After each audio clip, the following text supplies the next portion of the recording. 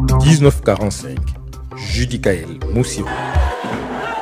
C'est le samedi 31 mai 2025 qu'a eu lieu à l'esplanade du siège de la préfecture de Pointe-Noire la cérémonie d'hommage à Glenn Russell-Gonchois, étudiant congolais à Tours en France décédé le 15 février 2025 des suites d'un accident de circulation quand il traversait la chaussée d'une route à Fondette, localité située près de la ville de Tours.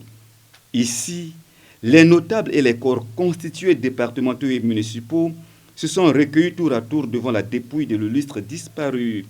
Au pied du catafalque, la ministre en charge de la promotion de la femme et de l'économie informelle Inès Nefer Ingane Vumboyalo a déposé une gerbe de fleurs au nom du gouvernement. Dans leurs mots, les étudiants et la famille ont réitéré leur affection à l'égard du défunt et ont exprimé leur reconnaissance au gouvernement et au président de la République pour le rapatriement de la dépouille au Congo.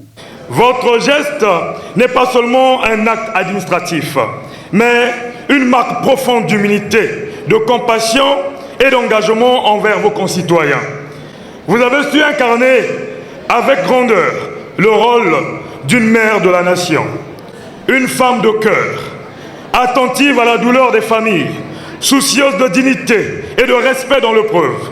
Votre bienveillance restera gravée dans nos mémoires. Vous avez donné un sens fort à la solidarité gouvernementale et à rappeler que chaque vie compte. Pour cela, nous vous rendons hommage et vous exprimons notre gratitude la plus sincère.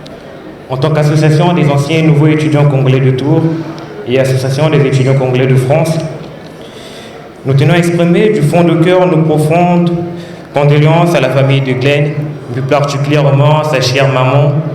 Nous tenons surtout aussi à exprimer notre profonde gratitude à son Excellence M. Denis Sassou Nguesso, président de la République du Congo, dont la compassion et l'humanité se sont manifestées en missionnant Mme Inès Nefer Ingane ici présente pour accompagner et soutenir Maman Hélène Bongo dans cette douloureuse épreuve.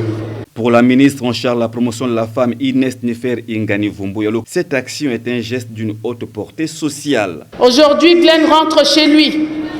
Il revient non pas comme un inconnu, mais comme un héros silencieux, un martyr de l'exil studieux, un symbole de la fragilité de la vie, mais aussi de la puissance de l'amour et de la solidarité des siens. Je veux ici saluer avec émotion et gratitude l'élan de cœur des étudiants congolais de Tours en France, qui ont pris l'initiative de se mobiliser, de lancer une quête afin de préserver la dignité du corps de leurs frères et compatriotes disparus, refusant qu'ils soient abandonnés ou oubliés. Ils ont montré que la jeunesse congolaise, lorsqu'elle se tient debout et unie, peut être une force salvatrice. Que leur acte de solidarité soit un exemple à suivre pour tous les Congolais de l'étranger. Que cette tragédie éveille en chacun de nous une flamme patriotique. La division n'a jamais régné et ne donnera aucun résultat. L'initiative du gouvernement, ici, il faut le dire, a couvert le processus de rapatriement de la dépouille mortelle du défunt, le processus de délivrance du visa de la mère du défunt, afin qu'elle puisse se rendre en France et revenir avec la dépouille de son fils. Un caveau a été mis à disposition et de même que la pierre tombale. La fin de cette cérémonie d'hommage a été marquée par le départ de la dépouille mortelle au cimetière pour l'inhumation. 1945. Après la cérémonie d'hommage, l'inhumation de l'étudiant Glenn Russell-Gonchois a eu lieu au cimetière Bellevue, situé à 18 km de Pointe-Noire, à Liambou, localité du district de Inda. Ici, l'émotion était encore très vive, murée d'un profond chagrin lors de la mise en terre.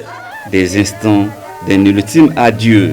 Selon la ministre Ingane Vumboyalo qui a accompagné la famille lors de ces moments de dure épreuve, c'est une mission accomplie au nom du gouvernement.